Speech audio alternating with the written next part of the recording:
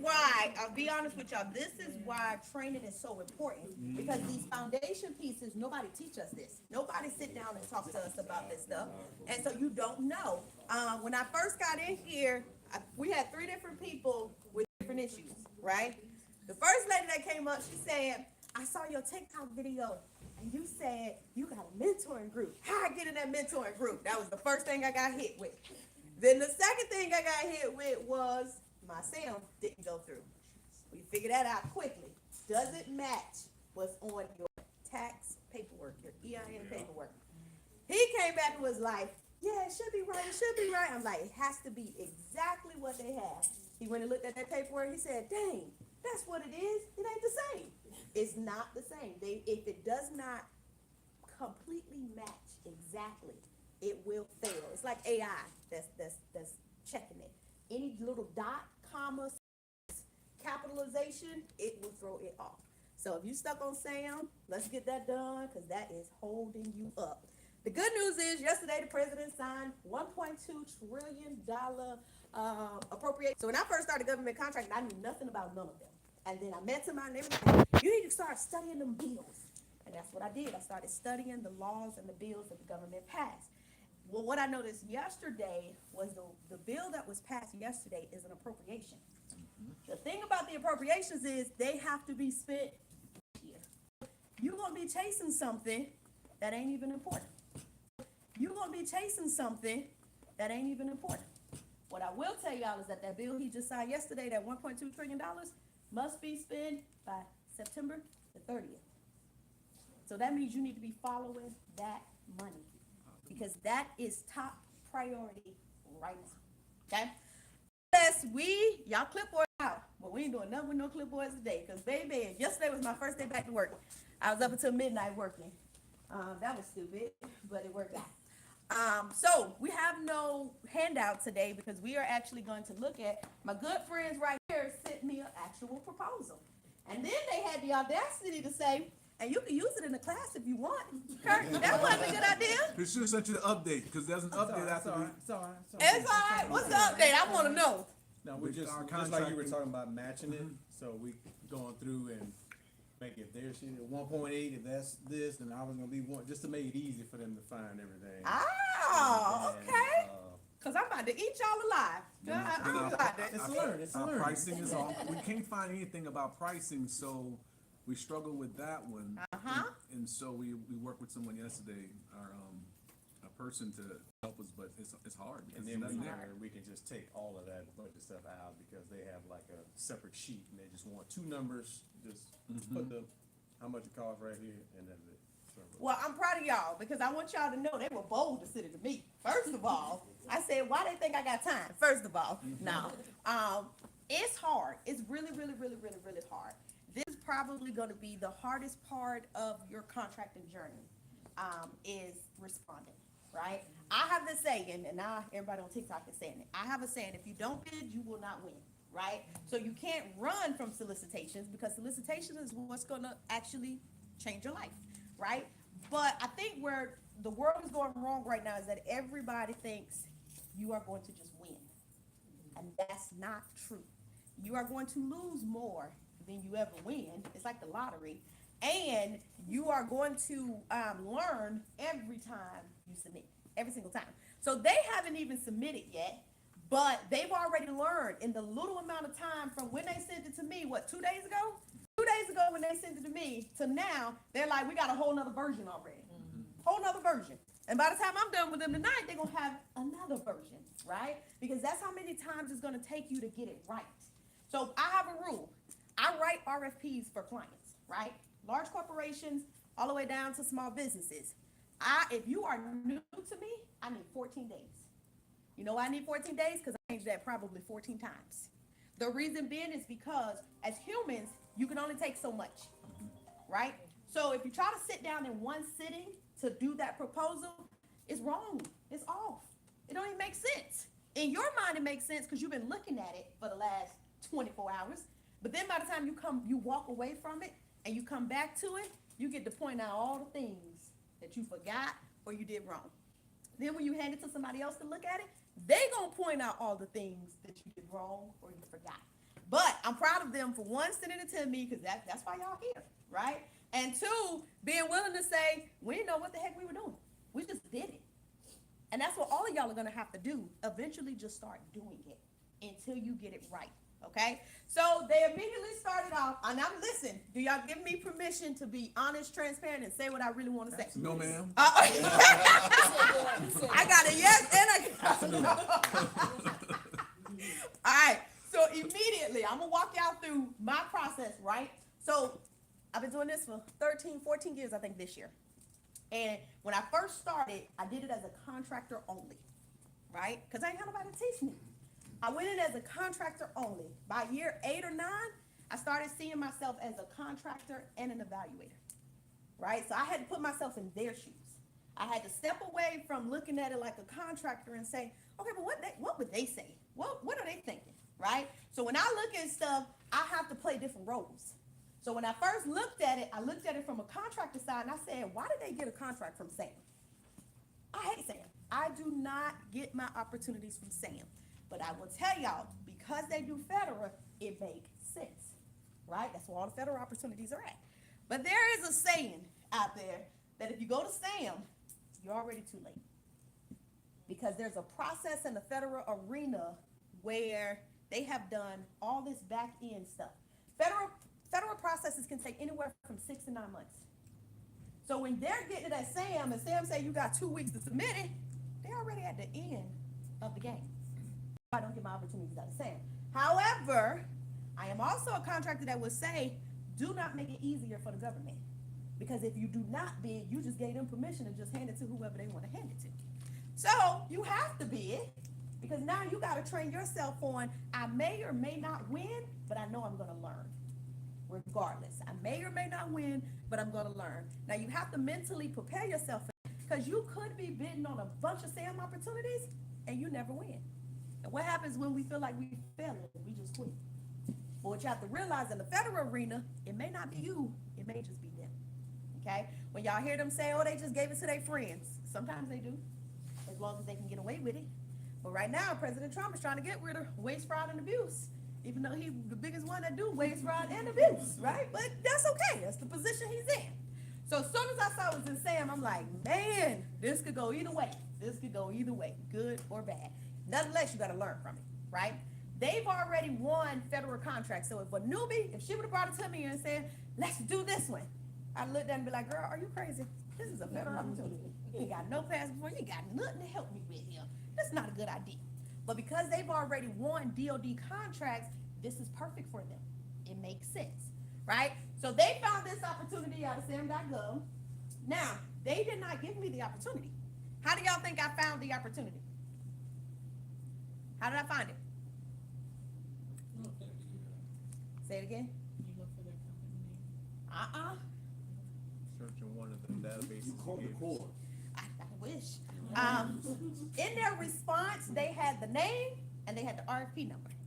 So I searched it by the name, but I could have also searched it by the actual RFP number. The RFP was too long, okay? So I said, I'm just doing the easy way. And I didn't even put in the whole name. I put in like leadership and seminars, and that was it. And it popped right up, okay? So one of the things that I try to tell people is there's not a contract I can't find.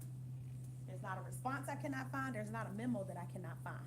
Therefore, you gotta be real careful out here telling people I want a contract, I responded on this contract. If I can find it, that means the government can find it, right? So I just want y'all to keep that in mind. There's a girl, so I've been doing this series on TikTok, calling people out with this BS on GovCon, right? And one of the girls, I think she's seen one of my videos, so 4 days later, she posted, and I just want to show y'all proof that I won a contract, because you know, I don't want nobody to say I ain't out here winning contracts, right? The dang on proof that the girl showed had 2 different invoices. One was like $12,400, one was like $11,400. But the invoices had the same number. That's not a real receipt. That's a receipt that you just created. And the reason why I know this is because the government don't play about the invoices. There's no way she could have invoiced them 2 different invoices, 90 days apart. And guess what the invoice number was? 01 and 001. And here's my proof that I won government contract. And I'm like, y'all so stupid. Y'all real stupid here. But That's how easy it is to try to trick people in this arena. And it doesn't even make sense. Everything is searchable and findable when it comes to the government. Okay? So I was able to find this. What happened here? Oh my goodness. Where is Donnell? Hello? See if it's Oh, TV shut off. TV shut off. Hey, my computer shut off. What happened? Hello? Oh, my computer shut off for real. Hello, little computer. I hope not. Now that I think about it. It's not charged. You know what? That's the crazy part. But I can't charge it and thing at the same time. No, I broke it. Let me see if I can get in. I dropped my computer the other day. It didn't work well for us. I'm gonna charge it for a little bit, then we'll get back on insurance. Okay, so they went to sam.gov and they found this opportunity. How did y'all find it? Did somebody send it to y'all? Were y'all searching opportunities? One of the companies that in the teaming part, the inner journey, they brought it to us to be the prime. They do work in the mental health space. They have some contracts. They work with American Airlines, doing biodata and all these other things. So we would be the prime and they would assist on some of the network analysis. So y'all heard that. Somebody brought it to them. They didn't even find this opportunity. Somebody brought it to them. They could do a piece of the pie. They could do a piece of the pie. But I want you to pay attention. They asked them to be the prime. You know why they asked them to be the prime? Because one, this is actually what their organization do. And two, they have past performance with this customer, right? So this customer is the Air Force, right? It was the Air Force. It was due another day, and then they did an addendum, and it's now due February the 11th. So they got plenty of time, right, to actually respond, which is why they have time to change the response so many times, because they gave themselves enough time to respond. Now, this contract was looking for two things, right? Leadership, and it was looking for something else. The organizational network analysis. So they want you to go in, do surveys, but it has to be proprietary. You have to create the surveys, and it has to have machine learning and AI, and then from all the data, be able to kick out certain reports. So heat maps, or like where the bottlenecks are, or where's the breakdowns in communication. So you have to create that organization network analysis to do that twice a year, and then there's 4 seminars. So based on the data that it kicks out, the seminars to be based from the output So of that 4 data. seminars and assessments, right? Surveys and assessments, right? Now, the first thing that I flagged on y'all was, what type of opportunity was this? We talked about this last week.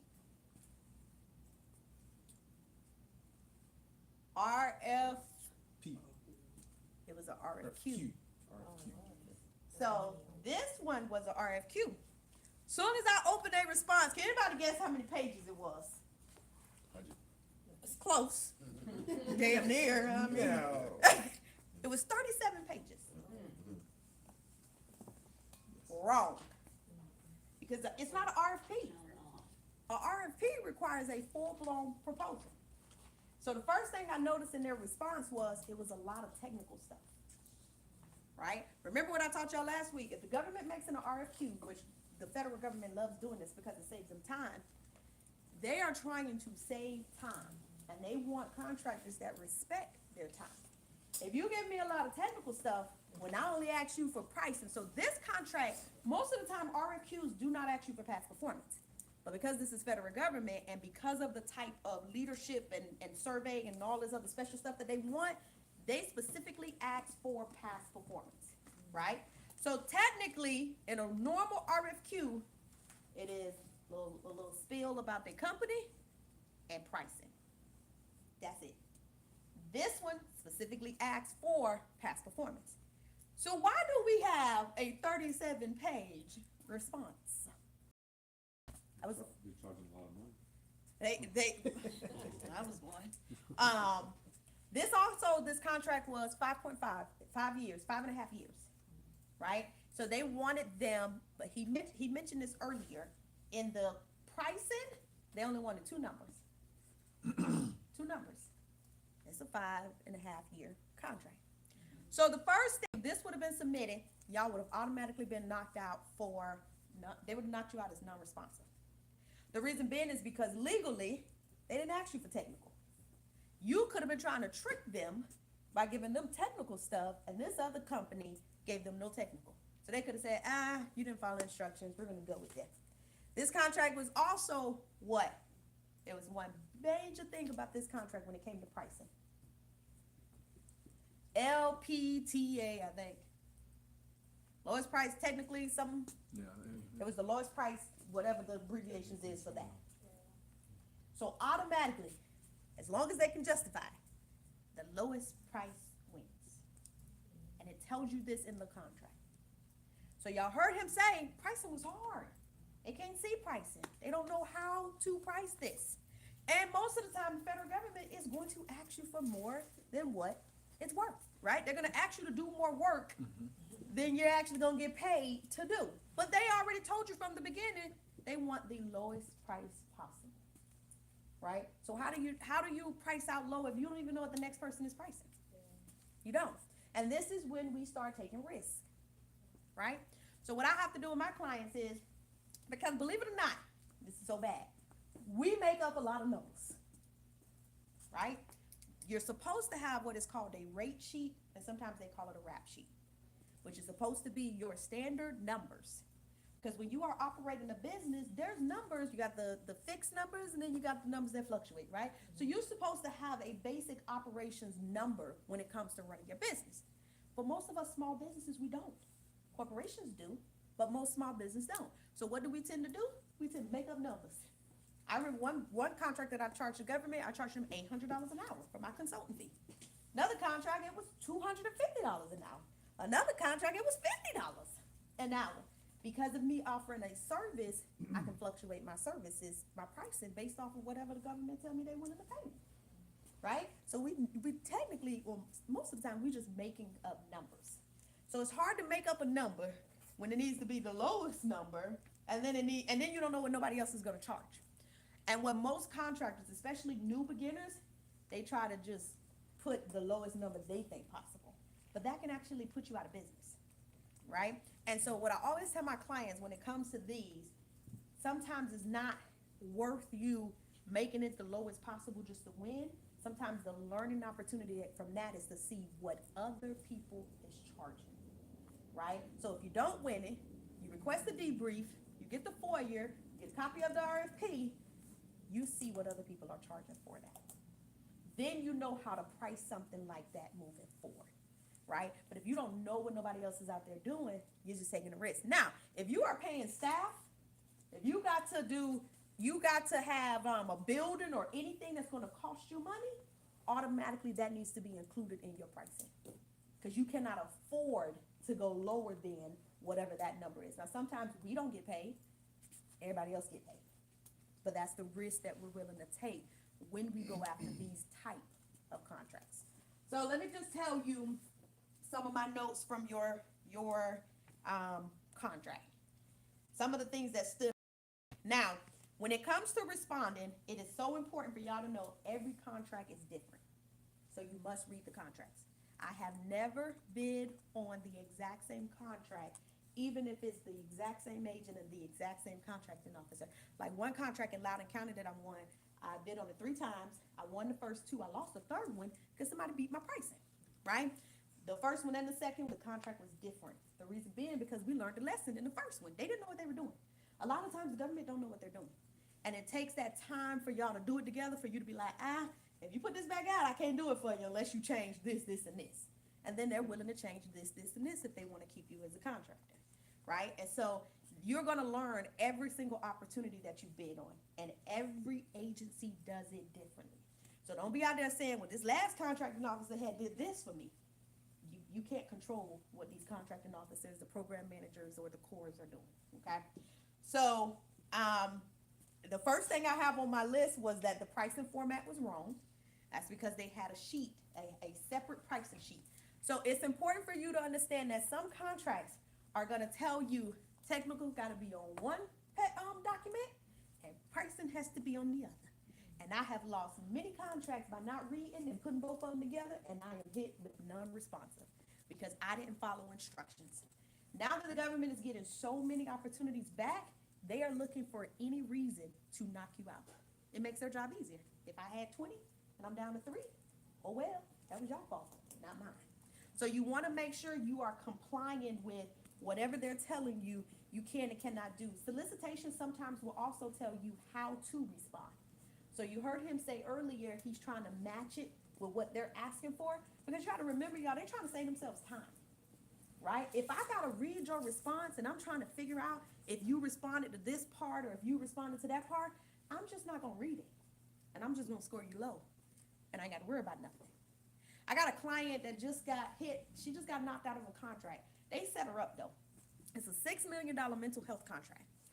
And you had to have a certain certification, bless you, in order for you to even apply for this contract. Well, she was the only one that applied, right?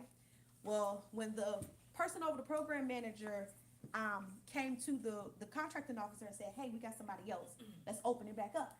So they opened the contract back up. They found a reason to open it back up. Well, she applied again, because that was my instructions, apply again. So now they got all of a sudden 2 people that's bidding on this contract. So then they call her. So now there's a 3-month negotiation period that they're going back and forth. They're asking her for all these documents and all this other stuff. I'm like, why are they playing? Something ain't right. So then she finally gets the contracting officer, which happens to be a black man, on the phone. And he like, listen, you don't have no problem. You don't have nothing to worry about. This is yours. She was like, should I change my prices? She was trying to strategize with him because she knew it was a black man. And she was like, should I change it? He said, nope, don't change your pricing. He said, because they have the money. So keep everything that you have. Just hang in there. It's a little some internal stuff going on, but we got you. So another 2 months go by of negotiation, and the person over the program manager called her. No email, no text, no warning, just picked up the phone and called her. And she answered. And she said, hey, we're reviewing this contract, and we need you to put on the contract that you don't qualify. She was like, hold on for a minute. Coach, they said I need to put on the contract I don't qualify. That don't make no sense. I said, no, it don't make sense. I said, so they verified your references, because she checked with her references to make sure they called them. So they verified all your references, and you meet all the qualifications. So why are we putting that in email that you don't qualify? So she told the lady, I'm not putting that down, because that's not true. So the lady's like, oh, I'll call you back. 2 days later, the lady called her back, and she said, well, we're going to have to knock you out, because technically we were looking for somebody that already had a contract like this. Well, if you were looking for somebody with a $6 million contract already, you should have put that in the RFP, but that was nowhere in the RFP, so that doesn't make sense to us either. So we put another email. I said, so if she called you back this time, tell her whatever she's telling you, put it in writing, because she has no business calling you on the phone anyways. That's not how that works. If it is not in writing, it didn't happen. So then the lady called her back, and she told the lady was like, well, the first time you didn't do what I told you to do anyways, because remember, the first time she told her to put in writing, she didn't qualify. So we waited another month, and just 2 weeks ago, she got an email from them, and it said they had to knock her out because of something about technical, right? And so I said, okay, ask them for a debrief. So they knocked you out, let's figure out why. Ask them for a debrief. She don't know that we know that it's 2 companies now when it was only 1. So they came back and they said, well, we can't give you a debrief until after we award the contract. So she don't know that we know there's 1 person left, that they're going to award it to. I said, good. And then we're going to protest it. Because what had happened was, technically, in the RFP, none of that stuff you were trying to get her to put in writing was in there. So you can't knock her out for not meeting something that was never in the original RFP to begin with. But those are the type of games that the government plays. And if you don't have somebody on your side to educate you, to help you understand. Now, I told her, don't, because the lady was trying to say she didn't think she can handle that type of contract. She met all the qualifications. She responded to the proposal, and you fact checked everything about her because you was looking for a reason to knock her out. It just took y'all 5 months to knock her out of the race. That's how dirty they play. You got to be willing to fight, and you got to be willing not to give up. Because $6 million is not a little bit of money. You also got to be willing to never do business with them again, and that's okay if that's how they're handling business. But don't let them count you out of something that you are more than qualified for. She is literally a mental health professional and was doing exactly what they asked her to do. She just had never held a $6 million contract before, but that ain't the government business because she qualified. So what you want to make sure is that they're not knocking you out of something you actually qualifies for. So when you respond, you got to make sure that you are compliant with what they're asking for, so later on down the line, they don't knock you out. So you were missing the pricing, right? They could have knocked you straight out because you didn't fill out the pricing form, but you already caught that. The past performance was the other issue that you did not address like they asked. So they originally wanted a brief description, they wanted the performance period, they wanted a point of contact, and then they wanted a number, right? I'm gonna show you how, when it comes to federal contracting, it has to lay out the way they ask, especially if they put it in the RFP. Because if they don't, if you don't, they're gonna knock you right out, right? So that was something that I caught. Your numbers didn't make sense, but y'all already caught that too. So they asked for 5 years, and you kind of did, they asked for 5.5 years, but your 5th year, you had only did 6 months of pricing. And so we got to just make sure all of your numbers make sense, because they lock you in what you proposed, okay? Unless you do some further negotiation, and then you got to get that documented. But whatever numbers you agree to, I had a client that did a RFP, and she mistyped the numbers. She made no money. She actually lost money off of that because she had staff to pay, and she did not calculate her numbers correctly. So, well, we didn't know until we talked to the contract consultant, that like, even though that last year, that last item is for 6 months, she's like, those last 2 years will be exactly the same. Same. So I'm like, well, that was only 6 months. She's like, it's all right, it's gonna be the same. And you can get away with that in the federal world because their numbers aren't as tight. State and local, baby, they be pinching. Every dollar counts, okay? They gonna have you on the call with a budget person. You like, why they gotta be here? We don't need them to really do the numbers. You also needed to acknowledge the addendum. So anytime they make changes, sometimes they have you, state and local like to have you sign a form that says you acknowledge the changes. And then federal, if there's no form to sign, you need to actually put that inside of your response, that you acknowledge that whatever change it is that they made. And then my secondary concerns was the length. This one is a small business set aside, y'all. So I like that for y'all because a big company can't come and knock y'all out. So this is actually a set aside for a legitimately 100% small business. So anytime you can leverage that advantage of being a small business or a minority business or a woman-owned business or a veteran-owned business, take full advantage of that. When I first really started doing contracts, I only used to bid on set-asides because I didn't want to compete with everybody. So the difference is you in the ocean fishing and everybody out there with you, or you in the pond. It's a little area with just a few of y'all in there, may the best man win, okay? FAR 52.212.3, it requires some type of completion. So you just want to make sure whatever that was in that, it is updated in your SAM. What y'all did extremely well was your presentation. You had a strong understanding of the ONA, and then like the leadership seminar requirements. Y'all team was pretty good, had a nice structure, professional presentation, and y'all did a really good job aligning your methodology to what the Air Force was looking for. So y'all just need to complete the SF 1449. Y'all needed to add the 2 or 3 specific past performances like they asked. You needed to fix the pricing, the addendum. Oh, also, whenever it's a set aside, make sure you put that in there. You acknowledge that, yes, you are a small business or 100% woman-owned or veteran-owned. Whenever it is a set aside, just make sure you don't leave no room for them to question, are you really a small business? Are you really a woman-owned business? Now, I'm going to show y'all, hopefully we got some juice. We got a little bit. I'm going to show y'all what their response look like and what my response looked like. Small business, what, 10, 12? Small business is 25, and, well, small business is gonna depend on your NAIC code. So in their contract, it specifically said the primary NAIC code, and it tells you the amount of money you can't make. It was like 10 million or something crazy like that. But that's what's considered small versus large, is your NAIC code. When it comes to micro, and when they're doing the employee number, micro is 10 and lower. I think small is like 25 and lower on a state level.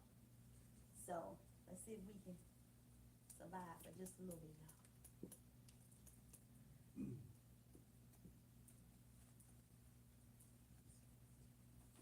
All right, so this is what their response looked like. So it's pretty, right? And then let's just go down the pages. This automatically looks like an art. Automatically, table of contents, all of this. Probably when the contracting office look at this, they probably just gonna throw it in the trash. Cause automatically they scared. It's too much, right? Way too much for them to go through. Look, 2 pages of table of contents. Then you got the cover letter, which is good. If it was a regular RFP, that would be perfect. You got the executive summary, that will be perfect. The technical approach, remember, RFQs will not have a technical piece to it, okay? So automatically, all of this could be taken out. There's another thing that I put down, y'all, risk. There was a couple risk things that I had notated. But I'm just showing y'all what theirs looked like originally. And then this is how their past performance was originally done. But remember, I said in the RFQ, it specifically said what they wanted included in the past performance, okay? And so this is how they had their pricing, right? So they have a section for the pricing, they did a lot of explaining, and then they had the actual price breakdown. And then they talked about the categories and the roles. Notice that they have like just program manager, and they just talk about what those roles are. A lot of people feel like you automatically gotta have a person for all of these spots. It just depends on what the contract. I normally only do my executives, and if it's a contract that, you know, requires more roles, then I will lay it out just like this. But my contracts are, I normally have 3 to 5 people on there. 5 people is if it's multi-million. Anything less than 7 figures is just 3 people on my team, because that's my core executive team. We'll figure out the rest depending on what we get, depending on our final negotiations with the government. Because your negotiations, your scope of work, all that can change once you're awarded the contract. And that kickoff meeting, and when you're through that negotiation phase, that is when you have to make sure you talk about everything right then, or you're gonna set yourself up for failure. So this is what theirs look like. They did a great job. A great job. Now remember, they already done changed it. So this was version number 1. Now when I did it, this is what mine looked like. So we went from a 37-page RFQ to a 6-page RFQ. And when you take pricing out of here, you're probably down to 5, okay? So notice I got their company, nothing fancy, right?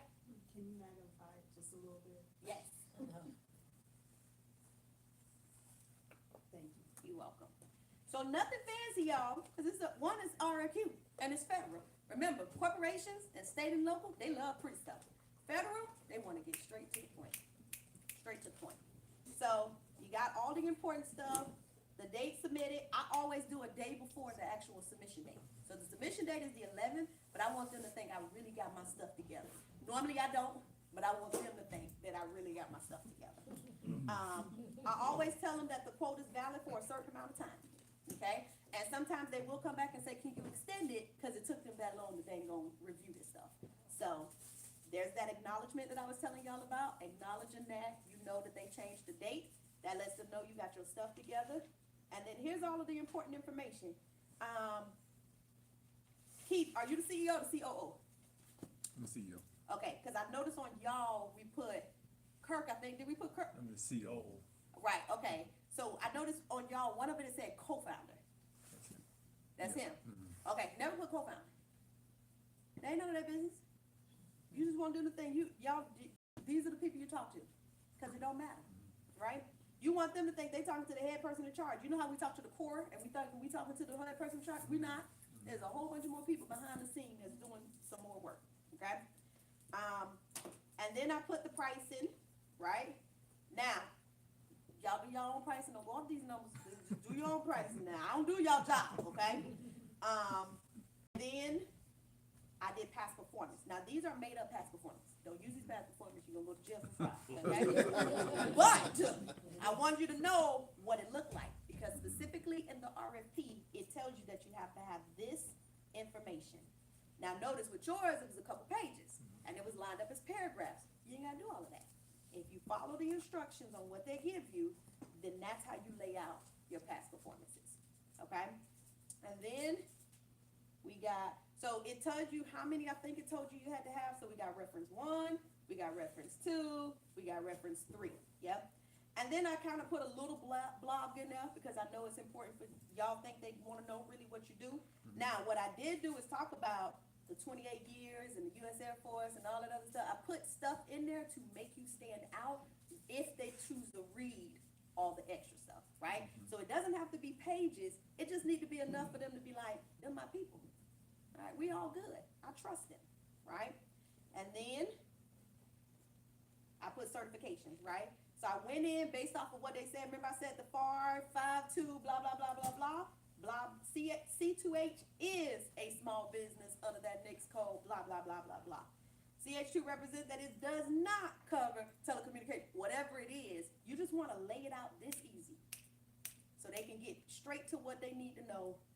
You do or you don't do, right? I talked about SAM because it talked about that whatever I said that needed to be updated, it was something in the verbiage that said that. And because it's a quote, it needs a signature. That's it. Now what you can do is, because the pricing has another page, you can actually take pricing out of here completely. You can leave it in if you wanted to see them to break down, unless the contract states that you're not supposed to. But other than that, it's all you need for a quote. Cute. Yep. So we just take to this, we would just add the SF 1449 with the pricing and then Yep. make sure the references, everything's in there. Yep. It's nice and simple, straight to the point. The other thing that we're trying to do, since we're gonna be, getting into the cycle of submitting a lot, where we're from that main, where we're trying to create that base Yes. kind of RFP, and then we could always delete out, but let's get everything that we Yeah. need in there using this as a template, and then that'll be the baseline, and then each contract we go in. You just gotta always check how they want you to submit. That's the number one thing. Because if they tell you the order and you use your order, they're gonna count you out. What do we, like, if we have past performance, like, part of what he did, like he worked for,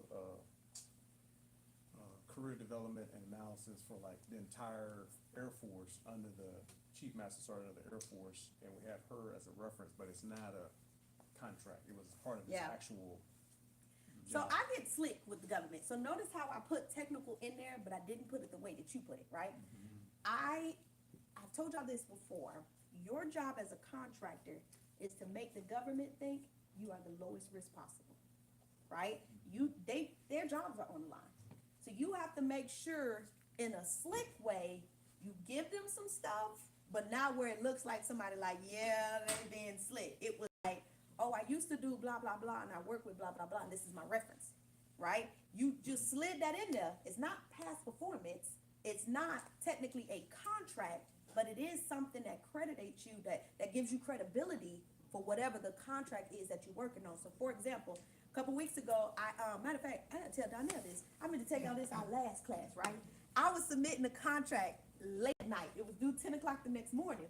And they wanted, actually, it was teaching government contracting in Charlotte, North Carolina. And they wanted curriculum development. Now, I develop curriculum, but I'm not in the education field, right? So remember when I tell you, when you team with people, it has to make sense. So I called one of my girlfriends. She's the president of a school. And I said, hey, I'm doing this contract. I need your past performance, right? I'm gonna put you down as my curriculum person. I'm gonna put me down as the facilitator for GovCon because I've actually done that. So just us two.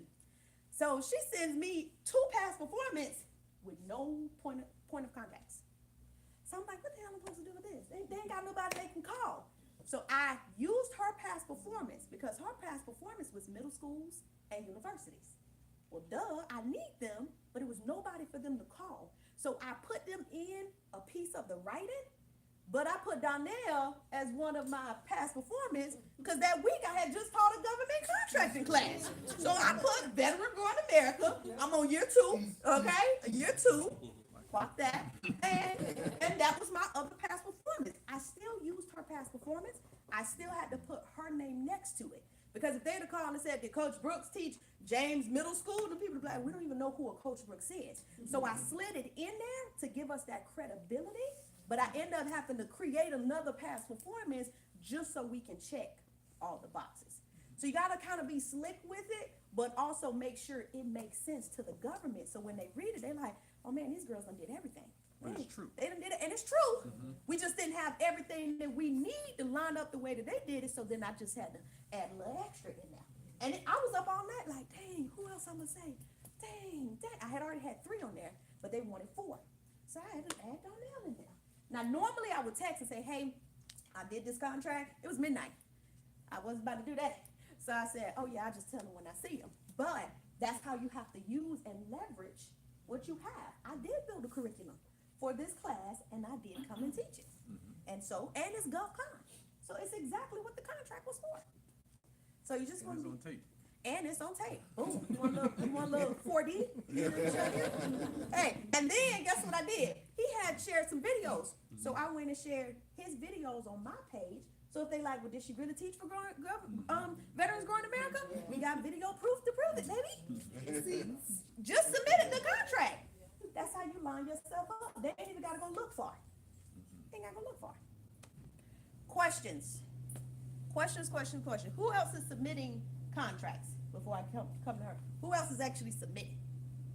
Anybody else? Y'all scared? First me. I'm still waiting for my cage cut. Yeah, you gotta wait. Oh, I don't need the cage? You gotta find the opportunities first. Then when you find the opportunities, you gotta respond. And then by then, ta-da, that cage code gonna pop up in your email. And not every contract requires SAM. SAM is a federal thing. Sometimes state and local, it just depends on who they get their money from. But normally state and local, I don't need my SAM. Even this, I was thought, it's through SAM.gov, so I was thinking like, Ava, okay, we gotta submit this, Nope. like I've never submitted through SAM.gov before, it is like, you just email these 2 Yeah, people. so anything you get in SAM, 9 times out of 10, you just email it to submit. That's it. Anything you get on the state level or any type of portal, you gotta actually go in and do it through that portal. The other thing is, the reason why I submit the day before, because if you get locked out of that portal, if you can't get in, or if there's any type of technical issue, so I did one, probably for the one that I put Donnell on, and I had to get approval to get in the system. And then when I got in the system, y'all, the system had a bug. So I actually had to call them the day it was needed to be submitted and get technical support on the phone. They spent 2 hours with me before we could actually get it submitted. Had I waited last minute, I would have missed the deadline. They were not extending that deadline just for me. Wasn't gonna happen, I would have just been out of it. What was your question? If most of your past performance is corporate, are you gonna have a hard time getting those contracts? Nope. So past performance is past performance. It's anything you've done in the past, right? And it counts. And what people don't realize is that most people don't have government past performance. And the government never said. So I used to tell people this, and I stopped telling people this, and now TikTok is telling people this. You don't need a certificate, you don't need experience, and you technically don't need to even know how to do the job. Your job as the contractor is to be able to find the people that has the experience, that has the certification, and that can actually do the work. Yes, sir. So going along with that, I was talking to AI, and she gave me It's a sheet. building. It's a sheet, huh? Oh, yeah. Yeah, okay. She says, put in there, we're building past performance, and we welcome opportunities for pilot, task orders, or small scope contracts. Yeah. So Yeah. So if you don't have anything, just throw that on the bottom, maybe they'll feel sorry. So that, I do that all the time. No, I do that all the time. So I always like to tell people, when I do my outreach, I love telling people, if somebody would just give me a chance. If somebody would just give me a chance, I can show y'all that I can actually do this. I could be a brain surgeon. No, you can't. You're taking it a little too far. Hey. Since this is a RFQ, Uh-huh. and it's not really like things, so even though we have those other partners, we could put it in the past performance, but we're not really showing on here like how we're Nope. teaming or whatever. They None just of wanna that is know. required. They just wanna know the meat. and Yep. None of that is required. That's why I like RFQs, because it don't require a team structure. An RFP is gonna require a structure. Who's on the team? What they do, what they specialize in. I don't feel so I bad. thought they asked for one after you got it. I thought it was a process. Nope, so RFQ, this one's then specific. RFP. No, so RFI, RFQ, and RFP, all of those type of solicitations, they're all different processes. So the only ones that tie with each other is RFIs can become a RFP. Because the RFI, they are requested information. Let me tell y'all a secret. This is the dumbest thing ever, but this is how it works. The government puts out an RFI for you as the expert to tell them how to do it, what to do, what to charge, where to do it, when to do it. You are telling them what to put in the RFP for you to go right back and have to respond to that RFP. But where do y'all think they got the information from? You. You told them what pricing is. So true story. When she saw my TikTok, I was on TikTok answering a mentee question because she's struggling with pricing. And I couldn't say, I said, I got a strategy, but I ain't giving y'all my strategy. This is the free side. I ain't giving you, come over to the mentoring side. I'll give you the strategy, right? Most people use AI to price. Do y'all want to know why AI is the worst place to price for you? Because we make up numbers. So while AI is taking all these numbers that's out there and coming up with an average number, always higher than what we're really out here charging. Because in order to win, somewhere in our mind, we said, use the lowest number. And that's why AI numbers don't match. The government is looking at that like, who? Because remember, you gave them the number. So if you told them 30,000 when you did the RFI, and then when it's time to do the RFP, you come back and say 120,000, they're gonna be like, nah, player, we ain't paying you that. You know, that's the standard rate. But that's not what you told them when you gave them the information to build that RFP.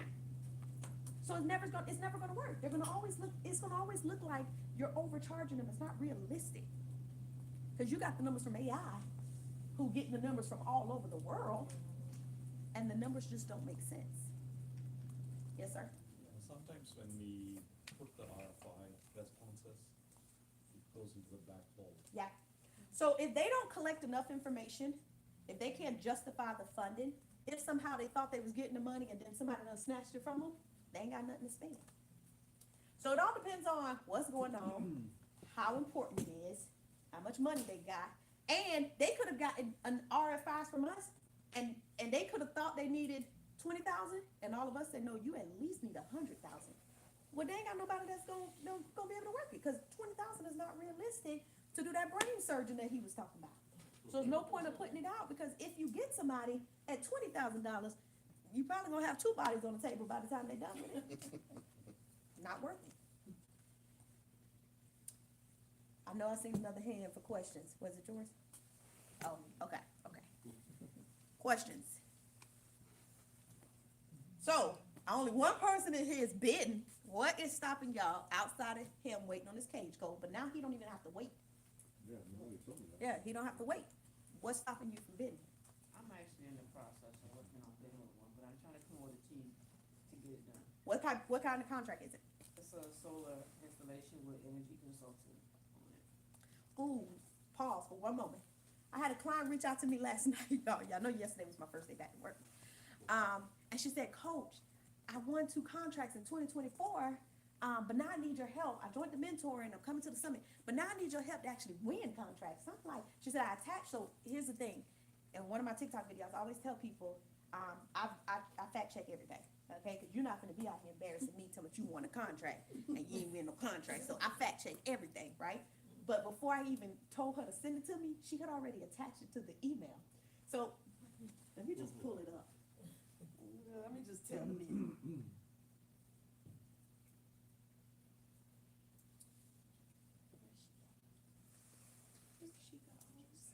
How long do you usually have to start delivering services after you win? It depends on the contract. Oh, because that's what I was gonna ask, should you have your team like on standby or do it after, like insurance, do it after you win? Hold on, y'all. I gotta really find hers. After you have that meeting, you sit down, you have the kickoff meeting, Oh, no, and no, they'll no, tell you right. everything. Okay. All right. Let's pull it back up. Okay. So, in 2024, she won her first 2 contracts. She has been following me for like 4 years, y'all. But you know, when people follow me, they don't really take it serious, right?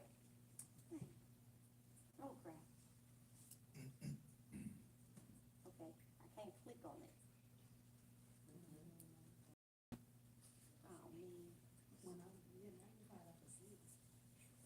Okay, there we go. Okay, hold on, y'all. All right, can y'all see that? It's from Eva. Okay. Y'all come up and look, come up here and look at it. Okay, so y'all can actually see it.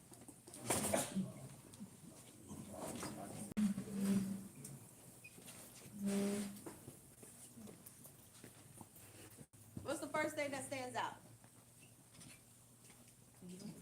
Yep. What does that mean? What was it? Eva. What does that mean? That's the Virginia Porter, that's a state contract, right? What else stands out to y'all? What does this look like? We just talked about it. Yep, RFQ. It looks like it is a purchase order. But what do y'all see she did for the government? What did she do for the government? Simple. She shopped for them, right? That's why it's purchase. That's why it's a purchase order. Yep. How much is that purchase order? $47,000. $47,000. What did I just tell y'all? This was her first contract. She got 2 of these. 147, 144. Sure, I'm not my government contractor. But she bid and she won. Now she's ready to, 2 years later, we finna get serious.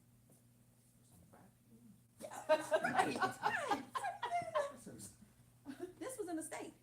Remember how I told y'all sometimes you gotta go down and just see what they got on there? This was a shopping contract. She won 2 of them. She went shopping for the government. First 2 contracts. But she had to, Performance. she had to have the money up front on those, right? When you say for the shopping? Normally you do, it just depends on what the situation was, because remember, we were post-COVID, ain't no telling. It was a kitchen, they probably was feeding children, it just depends on what the situation was. I haven't had a one-on-one with her, she just joined the mentoring, I haven't had a one-on-one with her to get more details, but she sent me her purchase orders, because my people know, don't come tell me you want no contracts, and I can't see them, right? But this, And it appears that there may be a selection where you can be awarded a credit card. purchase, that's called a purchasing card. Right. Yes, and that, it depends on the threshold depends on,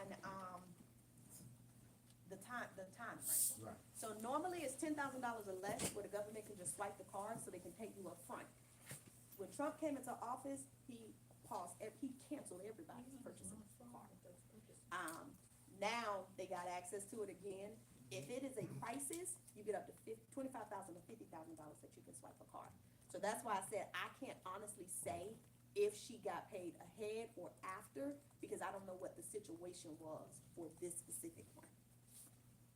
But yes, you can be paid. Yeah, this was on the, EVA Yep, site. It wasn't on the, I used to be a credit card holder for the government. yeah, purchasing card, yeah.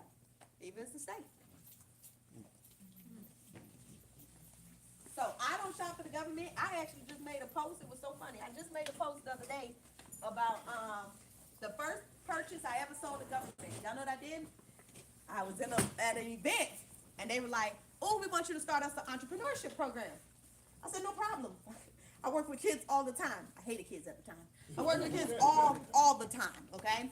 And so literally, no lie, y'all, I developed entrepreneurship flashcards for the kids. The government, I had never did that a day in my life. I ain't know, I had to get a manufacturer, I had to design them, I had to test them, I had to get all these samples in, but nonetheless, I got it. And it was Become the Boss. Entrepreneurship flashcards for kids. The government bought all of them, and they paid me for the entrepreneurship class. That was the only product I ever sold to the government. It was so much work that I said I ain't never shopping for them jokers ever again. Okay, they can keep that. They can keep that shopping. But I do have clients that love the shopping. Now you do got people right now. I got a video. I might post it tonight. It's this girl on TikTok. It's a lot of wrong information on TikTok. Okay, these people do not know what they talk about. For example, USPS and Amazon contract is up this year. Everybody assumed it was a government contract. It's not. Amazon is the customer. Amazon holds the power. Amazon is paying USPS $1 billion a year to deliver their packages.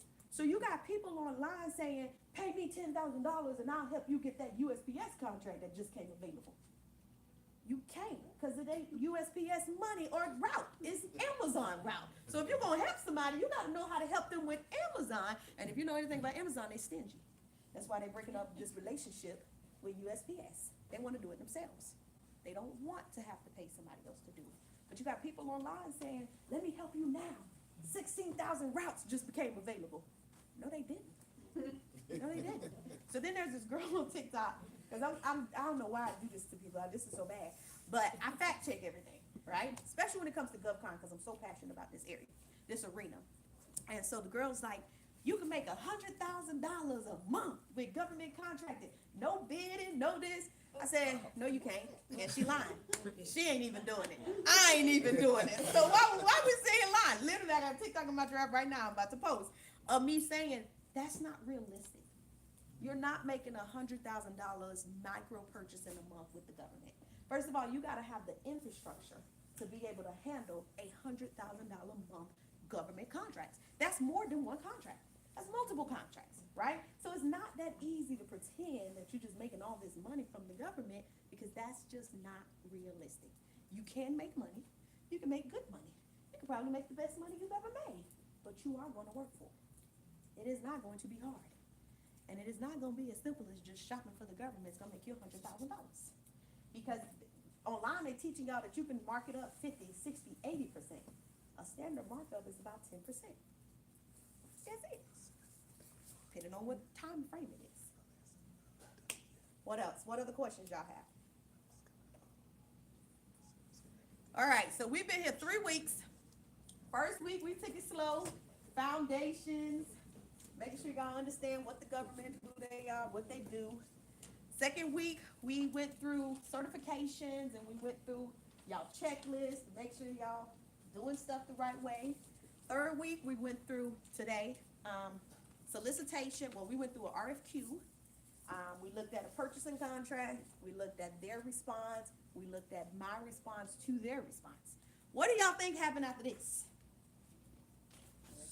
Submit. Gotta submit and do work. But when it comes to me, when I'm mentoring and when I'm teaching, I always tell people to create a roadmap. The reason why you need a roadmap is because if you go outside and get in your car right now, and you go to Hawaii, and you drive to Hawaii, not possible, right? But we gonna pretend, okay? If you driving to Hawaii, you're not gonna know how to get to Hawaii driving from the United States. First of all, you ain't gonna never make it, okay? But you need a roadmap, right? Throughout that time frame of you trying to take this trip, this mission to Hawaii, you have to make some stops. You gotta stay at hotels. You gotta feed yourself. You might pick up some people. You might drop some people off. You need a plan. You need a GPS. Try to do it by yourself. You're gonna be out there in the ocean somewhere with some eating you, okay?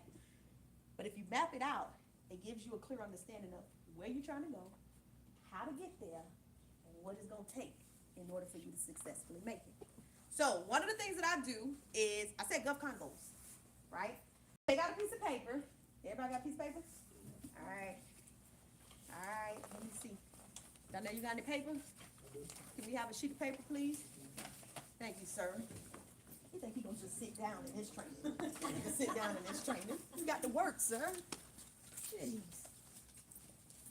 And the paper costs 2 cents a piece of paper, so everybody gets a little change, y'all. We don't got no free paper around here. All right, so we are going to create a little ugly roadmap. Who needs a piece of paper to actually write? You need a piece of paper, sir? All right. Credit cards. You got a little change in your car. We need one over here, we need 2 over here.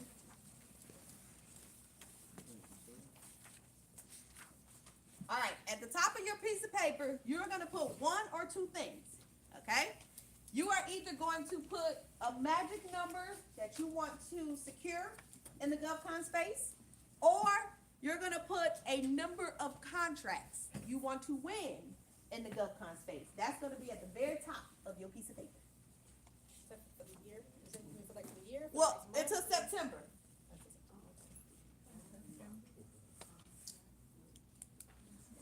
This good paper too. This ain't no cheap paper. The GovCon, so I say,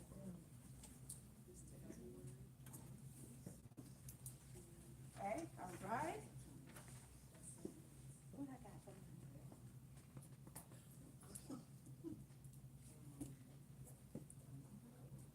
All right, so it should look like this, right? The number. Now you need some vehicles of how you plan to get to that number. So you are going to do something like this. Okay, these are our vehicles. How we gonna get there? It depends. So for me, what am I really good at that I know I can win some contracts in? So my first one is going to be event planning. My second one is going to be coaching and consulting and leadership. I put all that together. And then my third one is going to be my catering business. That's why I have 3. But they're all in the contract. They're all in the contracting space. Yeah, in that arena.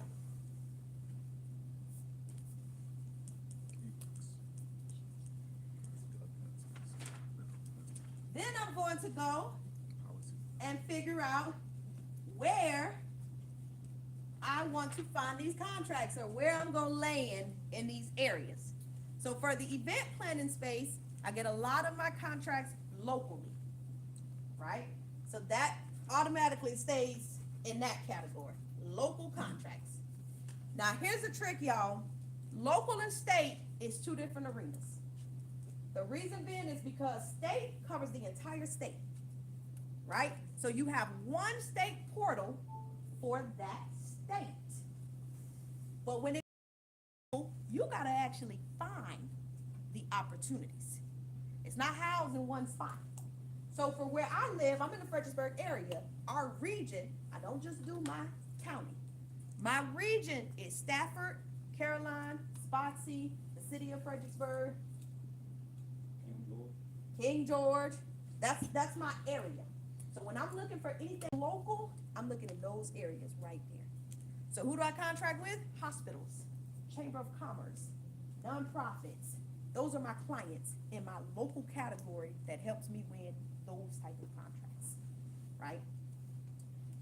My other event planning arena is, it's not really federal because I do it everywhere, but I don't do it on a federal level everywhere. So for example, when an RFP is posted, like in Maryland, for event planning, they want me to put on the GovCon Summit. That is still a local contract, but not local to my area. So it's not a federal contract, it's a local, but not local to me, okay? So I wouldn't put that on a federal category because it's not done the federal process. It's a local process to the state of Maryland. That's just where the solicitation came out of, right? So you gotta kind of decide how you categorize that because it makes sense in my world because of how I do it. but you just need to make sure that wherever you're getting your dollars from in that category, you know where to go and find them. The goal is to make sure you know where to go find your opportunities, okay? So I will put in my other federal category, my other event planning category, nationwide. I'm not gonna put federal because it's not a federal opportunity, but it is across the nation. I can do event planning contracts anywhere because they pay for everything. They pay for my travel, they pay for my hotel, they normally give me a team, or I normally have to bring a team with me. So those are easy contracts for me to do anywhere in the United States, okay? When it comes to coaching, leadership, and consulting, same exact thing. My first choice of place is local. My second, nationwide, because if anybody put out that type of opportunity, I'm gonna go after it. Normally, those type of contracts, I can do them from my office. I don't have to go nowhere. If you do any type of coaching or leadership, you do that at home in your office. You're normally on the phone or on a webinar, okay? Now, when it comes to my catering, I do not do catering nowhere except locally to my area because of the risk with food. I don't wanna travel 8 hours when my food is only good for 4 hours. I don't wanna go to Maryland and do food because I might not have an equipped kitchen in order for me to properly execute that type of opportunity. So those opportunities, I'm limited to local only, which means I have to be very strategic with how many of those I touch, right? Now notice my number said $250,000. That could be one contract in any of those vehicles, or that could be 2 contracts in each category to get to that number, right? So the reason why when you put a number, you got different avenues that you can take is because sometimes one contract can get you that number. Sometimes it might take 4 little contracts to get you to that number. When you put a number of contracts to win, you are no longer maximizing the number. Because you could say, I just want to win 3 contracts. Well, one of them contracts could be $500,000. The other contract could have been $250,000, and the other contract could have just been a little $30,000 contract. You didn't limit the amount that you made, you limit the amount of work that you wanted to do. Yes, sir? I thought you had another revenue stream where you did the medical and you would. Oh, and give it I up. got plenty of revenue streams, okay? Let's get that. So you are talking about my ABC framework, Yeah, right? for the contract. My ABC framework. So the only time I utilize that, it just depends on what's going on. So the only time I utilize that, say I'm booked, right? I got events going at my event center, I'm speaking, I'm doing everything. I'm not doing anything in my A category, because remember, my A category is rely on me. Oh, that's right. Well, if I'm booked, I shouldn't be looking for nothing today because I can't handle that. I need to be going to something in the B category or something in the C category because that requires me not to be so hands-on. So it just depends. So say I always do a mid-year review. June, I always look at everywhere I'm at. And remember, we ain't use it or lose it. So when I get to June, if my numbers ain't what I want my numbers to be, I'm gonna go start planning B and C. If my numbers, if I've hit all my numbers, one year, I hit all my goals in March. Every goal that I had, I hit them in March. That was a good year for me. I played the rest of the year. The reason why I started taking October, November, December, and January off, because I started hitting my goals by June of every year.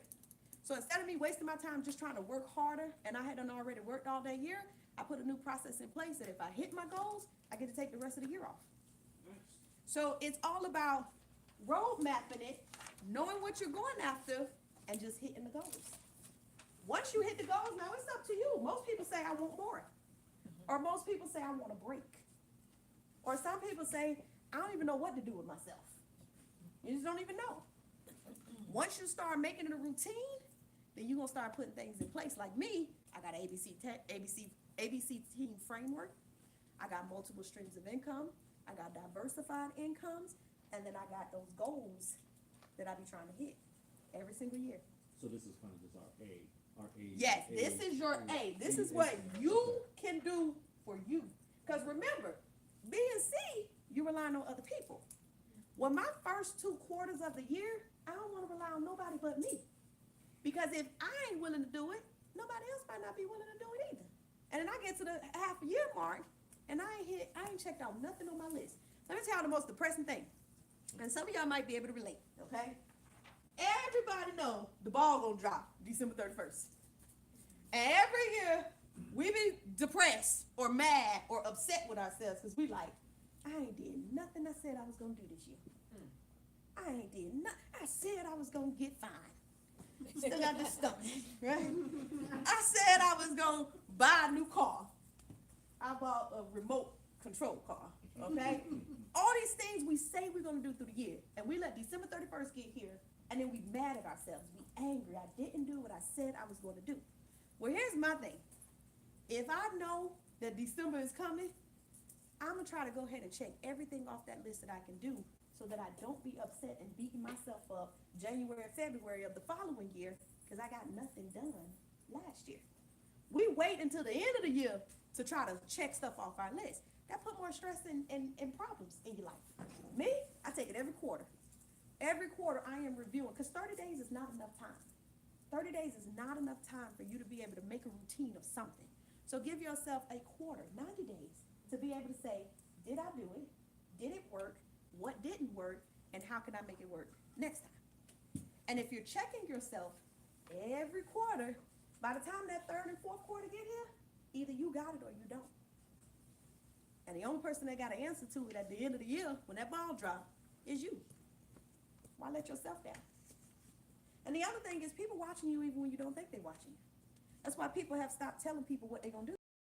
Because when you don't do it, you don't want nobody to be telling me, I thought you said, my son, my 4-year-old, he loves saying, I told you. Boy, you didn't tell me nothing. I knew that was going to happen, okay? I knew when I didn't charge that computer it was going to die. I told you it was going to die, Mom. I told you. Oh, somebody, he told somebody something, right? But humans are like that. Remember you said, especially husband and wife. Oh, God. My husband thought you were going to cook. I was lying, okay? I said I was going to cook tomorrow. I never told you what day I was going to cook. But when you tell somebody you're going to do something, they expect you to do it. And when you don't do it, they looking at you funny. What if I wouldn't have showed up tonight? Donnell would never trust me to do another one. Because I said I was going to do it, it's my responsibility to actually show up and do it. So don't be afraid and not tell people, because you're only setting yourself up. Start telling people what you're going to do and then actually do it. That's why I have my people do goals. Tell me what you plan on doing this year, and that's the only way I can help you actually do it. You don't tell me, I can't help you get there. Can you explain the B and C of your ABC again? Yep. So B is things that I can do, but I don't mind doing it with somebody else. So for example, I do leadership, they do leadership. We can be a B team together. Just like the person that reached out to them. Well, I can do this part of it. You can do this part of it. It's all still leadership. It's a leadership contract. But you need somebody else to actually put the piece together to make you stronger. See, I don't know how to do it. That brain surgery, I don't know how to do nothing in medical. I dropped out of medical school, right? So I'd rather find contracts for them people to do those contracts, and then I just do the administrative stuff. That's it. I find the contracts, I write the contracts, I make sure we stay in compliance with the contract, but they actually do all the work. Yep. And I play with those depending on what's going on. So right now with the $1.2 trillion bill, I'm gonna see stuff from my A team, my B team, and my C team. Now I gotta be able to control myself, which is why I write goals. Because if I don't, I'm trying to go after everything, because I know I can. But if I said I only wanna win 3 contracts, I'm gonna limit myself so I don't win 10. Because I don't have the infrastructure for 10 contracts. I would then have to rely on other people. When you doing your goals and your numbers, let's say the one we looked at that we're submitting for, it's 5 years. So when your goals, you're only counting that first year in your numbers. So that's a little tricky. So for those of you who don't know, year 1 is the only guarantee. Nothing else ain't guaranteed with government, right? The funding has to be approved in order for you to get year 2, 3, 4, and 5, right? So technically, I have to prepare to be able to handle the workload all 5 years, but it's not guaranteed money. And that's where people go wrong. So in my pipeline, I'm showing that I might be busy for 5 years. However, I might not financially have the money to back it up until that year comes and that government approves that money. Now, here's the other tricky part. Say the government thought it was top priority 2025, 2026, it might not be top priority anymore. That's why you have to keep things in your pipeline, because you can't rely on the government either. You gotta make sure you got plan B, C, and D behind you. And if you don't, you gotta be ready to put in action to get plan B, C, and D. Now, the good thing with the government is that it's always opportunities. If you go look at your state right now, you're gonna see, probably in evil, 500 opportunities open right now. The opportunities, how many is it? 555. He know the number by heart. He know the number by heart. So think about it. If Virginia got 555, let's say Maryland got 600. Let's say North Carolina, my third favorite state, got 400. I'm over 1,000 opportunities right there. There's no lack of opportunities. That doesn't exist. You just have to find them, make sure they're the best opportunities for you, and then you have to be it. So who remember my process? Because I don't do what? I don't chase opportunities, right? How do I determine what opportunities to go after? He got it in his notes somewhere. I got a process. I know you do your 4 hours, you identified 10. 4 hours. Five, then You should cut it down to like Cut it down, 4, process of 3. elimination. How many of y'all have created that for yourself? I'll put it on my calendar. Yeah. It's coming soon. Yes, No, for real. Yeah, because it's important. If not, you'll chase opportunities forever. You have to have a pre, a execution, and a post. And that has to be your routine. I start with 10, take it down to 5, and I get my top 3. And here's the thing, my contractor goal is only $250,000 because I got other streams of income. So if I win 3 contracts, right now I got 6 out. I don't have to bid on nothing else right now. I can give myself a whole month of pausing until I hear back from the government on the 6 that I got out right now. I could hit that $250,000 with just 2 of those 6 contracts.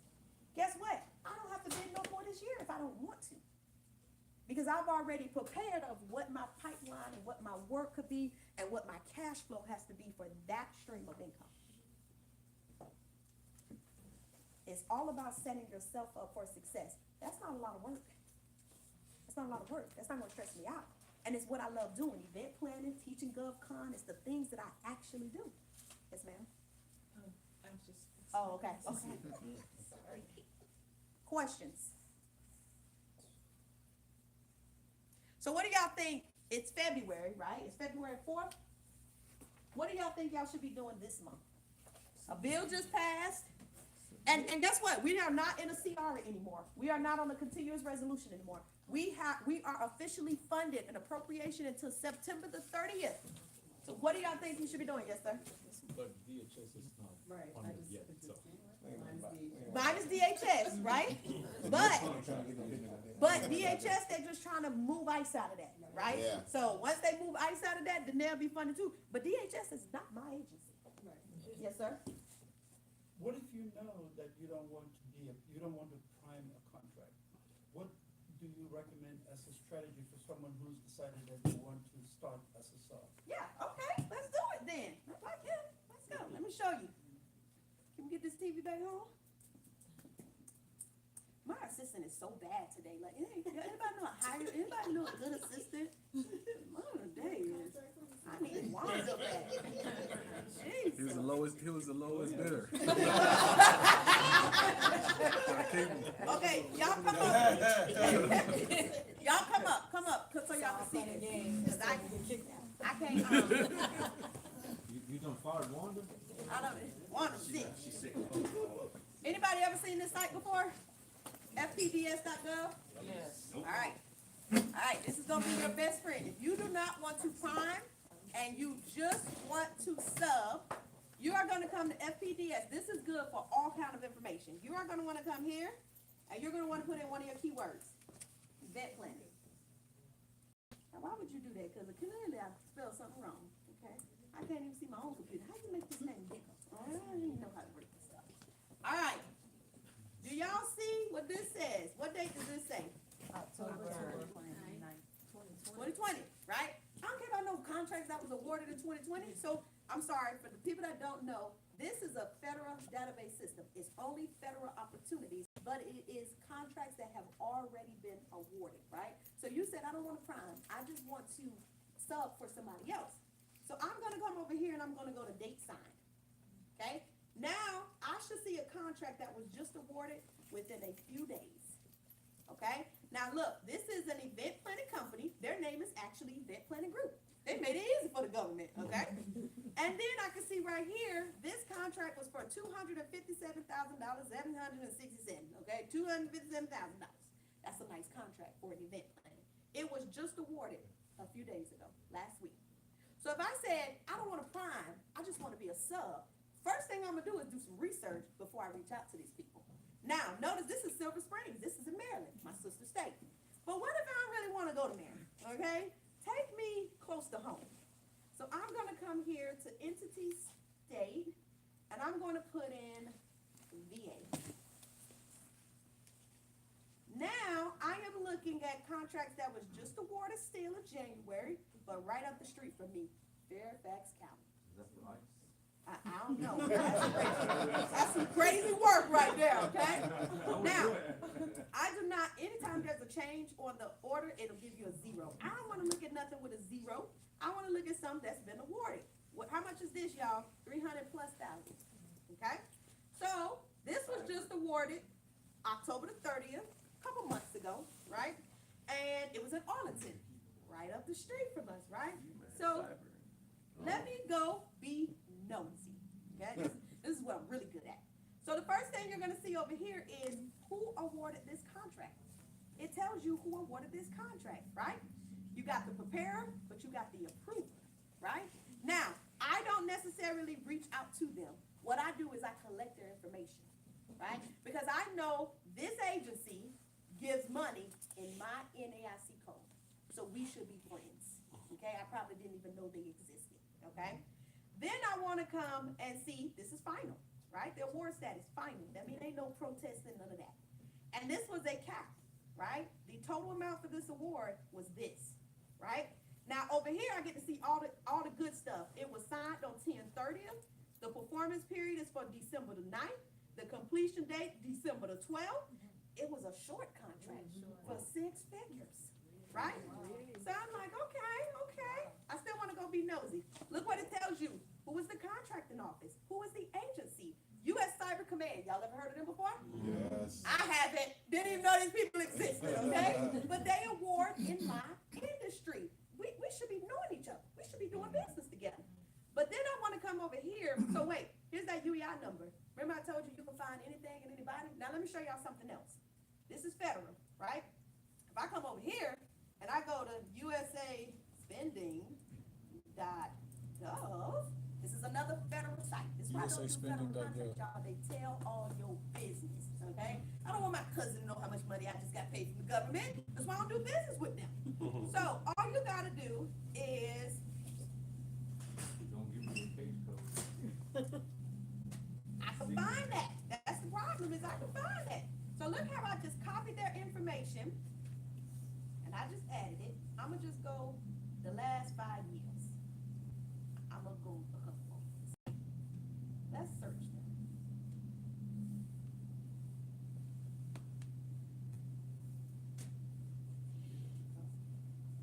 I thought it was at the bottom. Oh.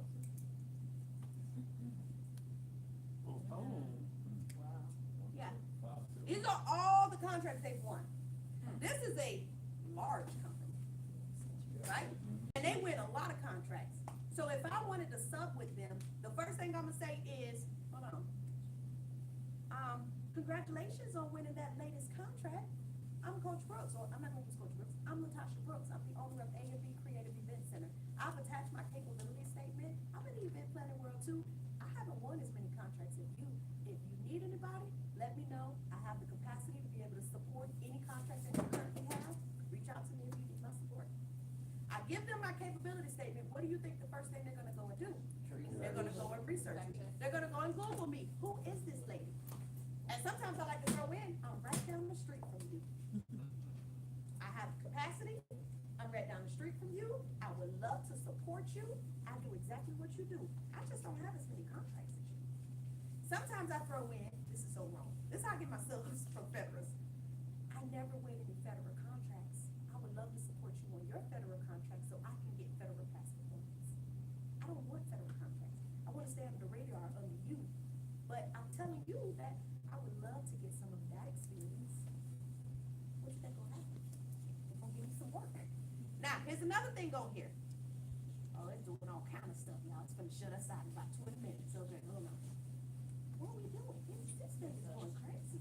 Okay, the other thing is, over here, you get to see stuff about them, right? So you see they are a corporation, right? They don't have any set aside.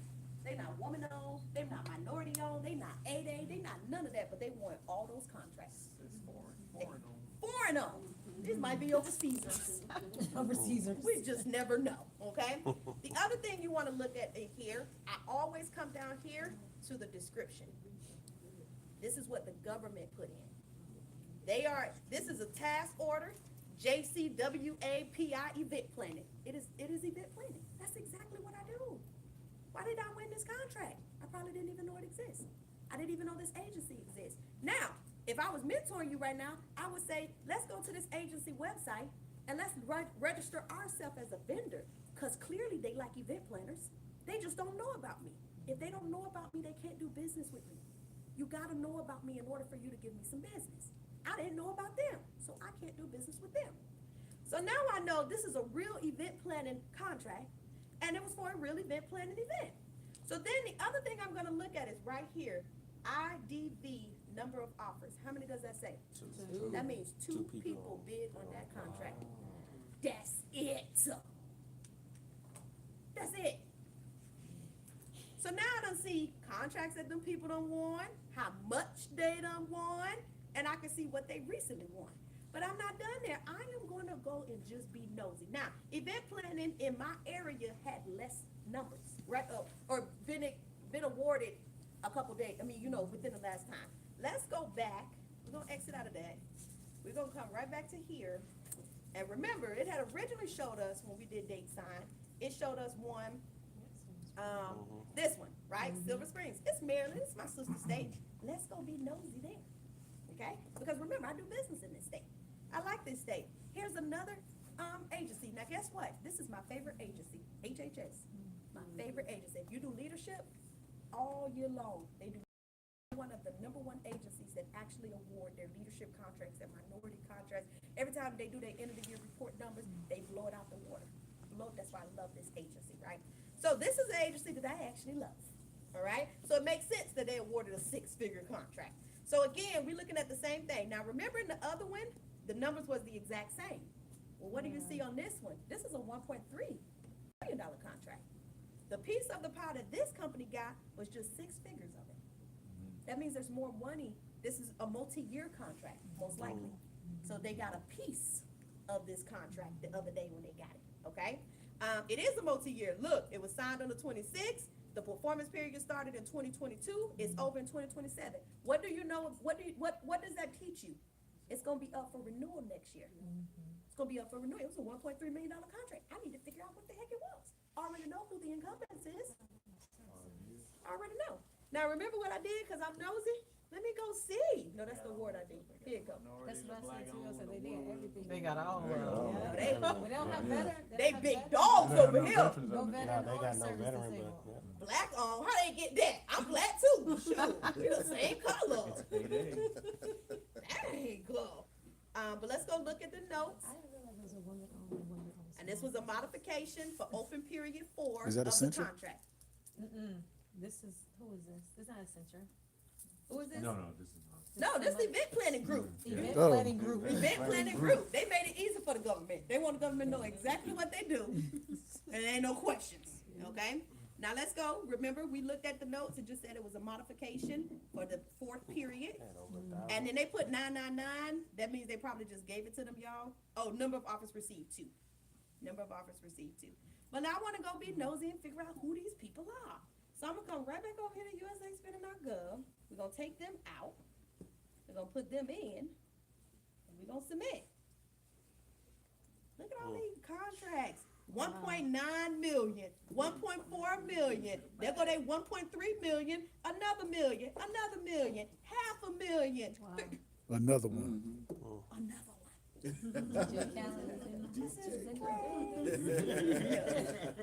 But do y'all see how much data that's available for you? You can go over here to FPDS What's the name of and you could literally just go through opportunities. Now, you put your stuff in here. I want you to put your keyword in there. All right. Oh, damn, I should have picked somebody else. Program management, I hate it. Okay, no, remember, what did I do to get to the newer dates? Do you remember? Date Yep. sign. Yep. Yep. Boom. Last one was February 3rd. Yesterday. Look how many is from yesterday. Look at all them contracts they awarded yesterday. Then you would go and put the state in, right? Then yeah. Now there's a Florida, there's a VA, there's a California, but let's see what your state is. So where do you go? Come on, class, help them out. Where do you go? Advanced search. Advanced search. That's what I'm talking about. Teamwork make the dream work. All right, then you gotta go Add. to add. That's right. Select. That's right. What was the one? What we did? And That's then right. the- Come on, come on. Right there. And just, oh, you pass it. You're going too fast. Slow And down. just stay Down, down, three. down, There right you there, go. right there. All right. And then, Like- type VA. Ah. Like, yeah. VA. Just the information, y'all. Search. And then search. Now, did it change the date again? Nope, it kept the Nope. date. Okay. All right, so the first one was $350,000. Click the view button, and let's go be nosy. You know who Jacobs is? Yeah. He know who Jacobs is. We gotta be friends with him. We gotta call- Money away. FAA, That's it. 8 years. and that's a $3.7 million contract. It was a 8-year contract. Now let's scroll down, and let's see. This company ain't got nothing fancy. Right. Look at this, nothing fancy. I got a question about that. Yeah. When you said, I know, but they ain't got no set-asides. What I'm saying is they're a corporation. They big people. Yeah, they big people. So somebody like you that want to sub, these are your friends. If you did project management. I got a question. Yes, When sir. you say on the dates, right? We can scroll back up. Like you said, it was an 8-year contract, Uh-huh. but it just got awarded. Was it?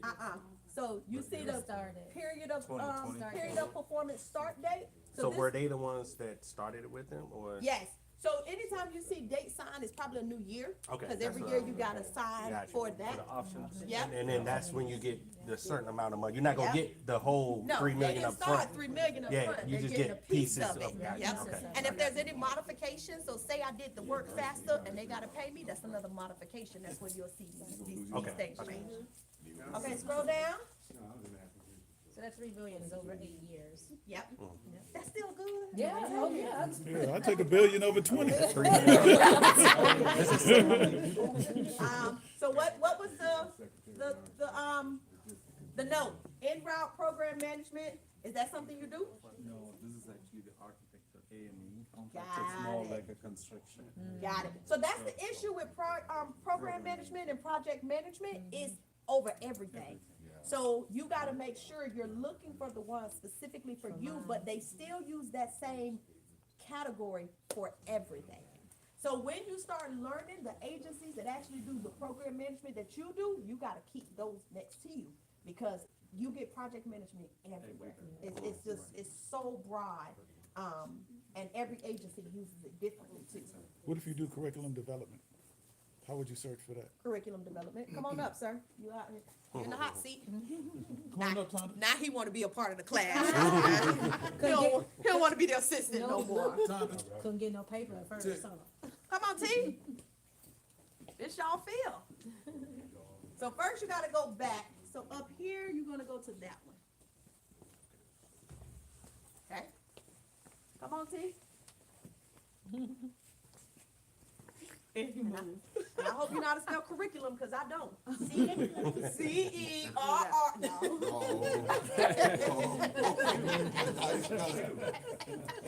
I hope you It know how to already, really spell it, because I can't, okay?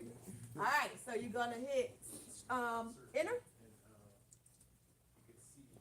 And then you're gonna go to date side on the right hand side, right here. see it? Down in the blue, Right to the here. far right.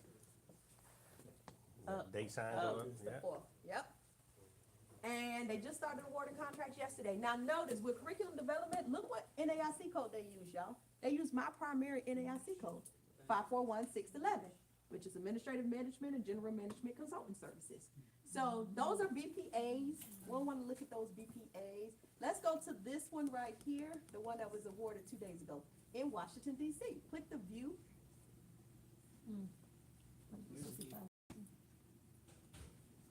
So this one is 165,000. They, who is the agency, y'all? Dot. The Department of Transportation. Dot. Okay, this is a $500,000 contract. It was just awarded this year, actually 2 days ago, and it goes all the way up until 2031.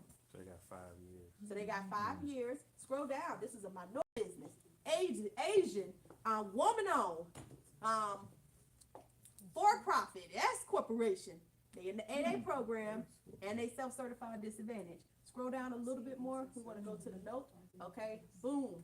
The purpose of this task order is to provide for instruction-led delivery of NHI courses. And then it lists the courses. Scroll down just a little bit more. Let's see if anybody else bid on it. Yep, two people bid on it. Well, yeah, 2 people bid on it. So look, 4 people actually bid on it. 2 made the cut. So the 2 awards? No, 2 made it to, 2 probably got knocked out. I have a question. Yes, Can we ma'am. go back to the one back one? Like, can you go back one, like actually back? No, you would probably have to go here. Click Just, on that it's just tab. one, where she was before, yeah, that part. Yeah. So this right here, some of them says like purchase order, delivery order, BPA call. Yep. Can you tell me those differences? again? BPA is the blanket Purchase purchase agreement. agreement. It's a type of solicitation. So BPA is the one, so actually y'all, people don't know this. The government, say that again? Can't you just get on a BPA? Yes, that's you what gotta I'm saying, bid that. for it, and then once you bid on it, you are in a pool of you are in a pool with other vendors. And anytime they need something, they're gonna put out a request just to us. So say me, you, or her are on a BPA. When they have a solicitation, it don't get to go to everybody in the class. It only gets to go to me, you, and her. And then may the best man win out of us. And how do we get on that? How does that They will happen? put out a solicitation, so it's so weird because when they put out the solicitation, sometimes they don't tell you. It is for, they're gonna award multiple vendors, so you think you won it by yourself, Oh, and okay. you don't actually win it by yourself. You gotta still bid on the other opportunities. Now, let me tell y'all, the government landscaping is changing. They are trying to make state and local like federal. So they are, because they don't have the workforce, they are trying to do a lot of BPAs and IQs. Yeah. And so by their goal is by 2030, that state and local uses the same processes as federal. So it's important for you to get your foot in the door now, because come 2030, the whole landscape is gonna change, and by 2032, that's their deadline date to execute, actually switching over state and local. So it's gonna be real tough. They're trying to knock people out, and that's how you knock people out. So is there a way to track BPA on-ramp periods? You can, so in this database, you can search by agency, you can search by companies, you can search by keywords, you can search by NAIC codes, you can search by type of solicitation. So you have this database that's full of all, now they're about to get rid of this. So this been around forever, they're about to put this and combine it with SAM.gov. I hate SAM.gov, so it's gonna be a struggle for me because I'm used to navigating this system. And when they put it with SAM.gov, it's gonna be a bunch of kinks at first, it's not gonna work correctly. So utilize it while you have it right now, because you have an advantage because the system is so easy to navigate. So play in it. This is a part of your homework. Yes, sir? Do you have any strategies that you can offer us on how you sell on a schedule? So like, if you either have a teaming partner or you yourself or the GSA vehicle, can you tell us any strategies that you have on how you sell on those schedules? So I don't sell. I'm not on any GSA schedules. I don't have a vehicle like that. The reason being is because I've realized that my success comes from the government already knowing what they need. So instead of me trying to sell you, I wait on you to put out the solicitation and then I bid on it. because what I know I'm good at is doing my job. I'm the subject matter expert. So if you say you need an event planner and you tell me what you need, my methodology is gonna convince you that I know exactly how to fix that for you or how to do that for you, and then I'm awarded the contract. So I'm not selling myself, I'm persuading you that I'm the perfect person for the job. So I take that route of letting the government decide what they need, and then I go after what they need. I guess maybe I should ask the question another way. Okay. While you're on the GSS schedule, there's only a certain pool of people on that schedule who get exposed to certain solicitations. Yep. Right. Mhm. How do you navigate, how do you market yourself within that pool so that people can pick you up for services? So it's just like a BPA, right?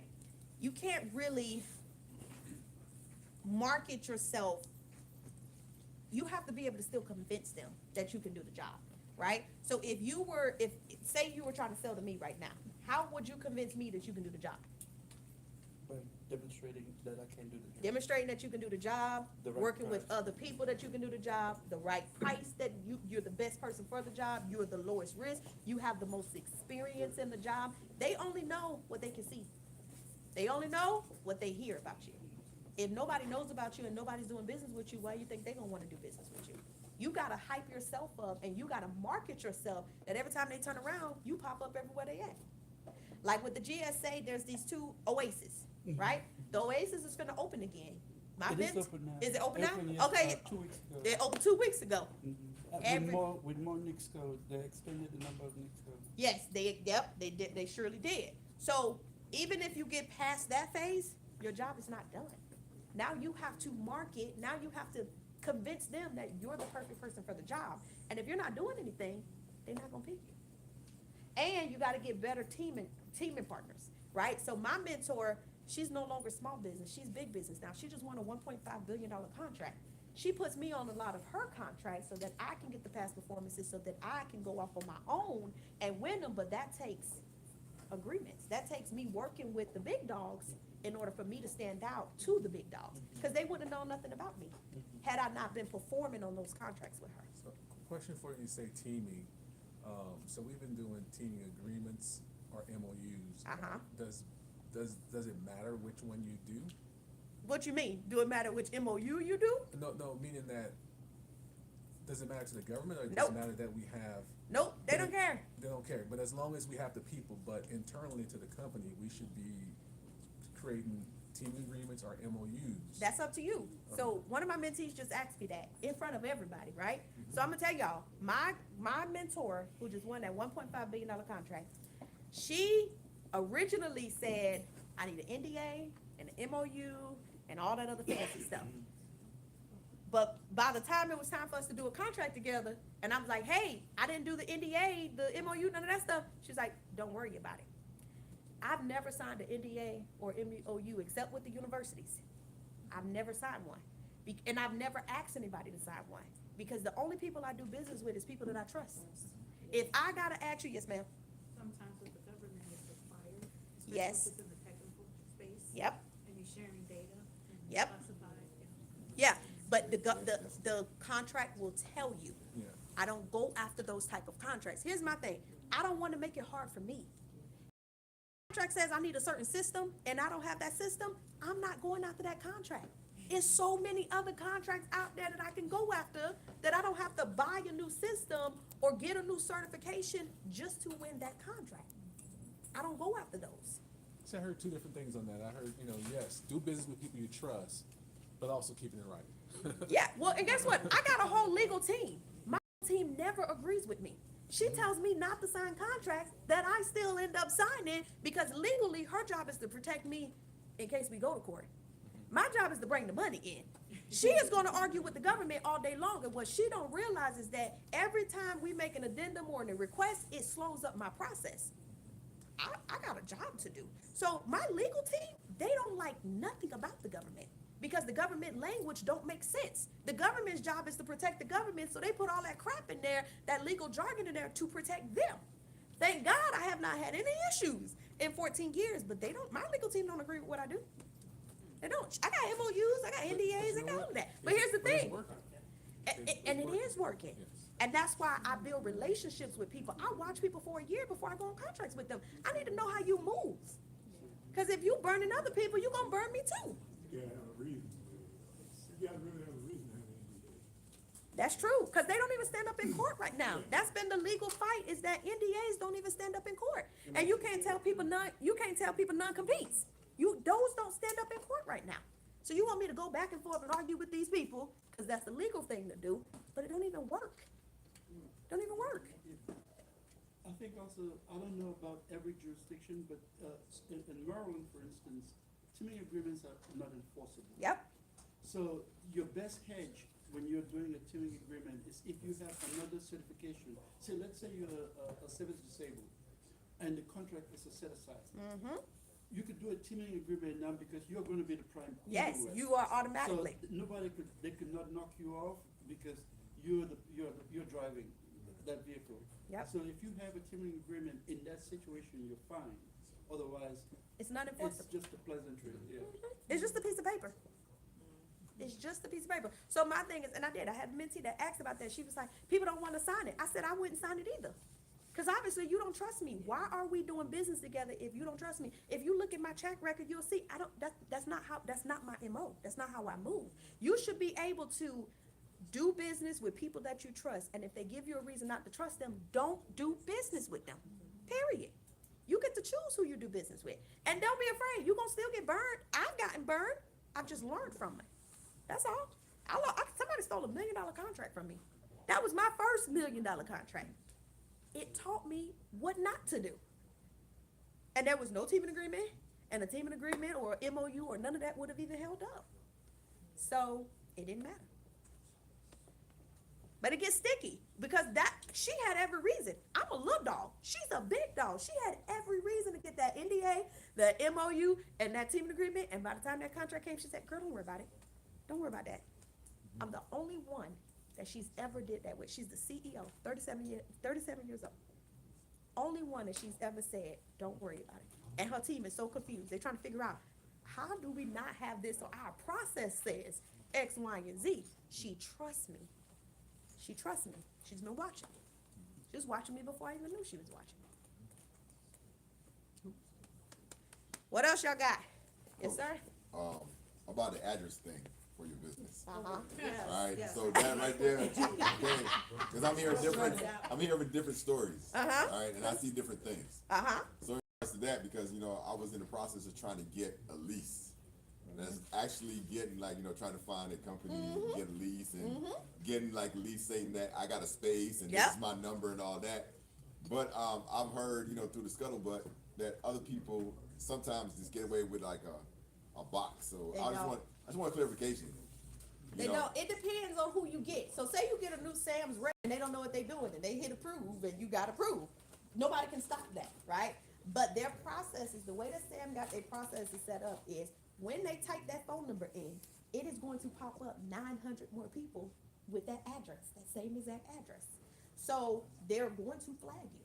Now it's up to you whether you want to take that risk or not, but I wouldn't, because they don't play about that. They will automatically say no. Okay, so for somebody like us, we starting up. Okay, so what do you recommend? But hold on, before you go further, you said Sam. We've already gone past Sam.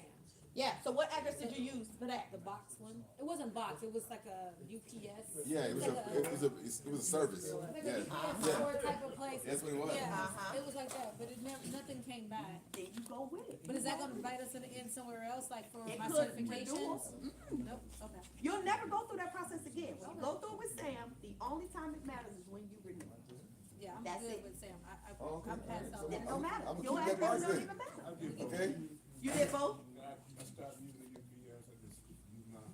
Yeah. Yeah, That's because- what I tell people. I just feel some kind of way about using my home. I know. Because the website, they be like, Oh yeah, they see location and then- everything. They see your Okay, house. they see like, no, you only see my house. Yeah, they see everything. Okay.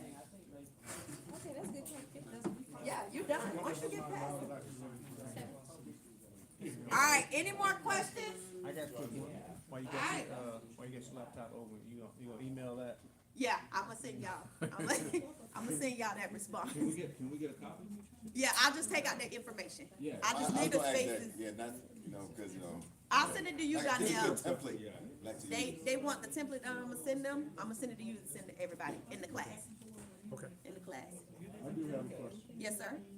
I didn't hear, they said that they used the UPS box. Yeah. And they got away with it, but I didn't hear the recommendation that you would suggest. I use my home address, right? If you ain't got nobody looking for you, I recommend using your home address. It's the safest way possible so that you don't run into any issues.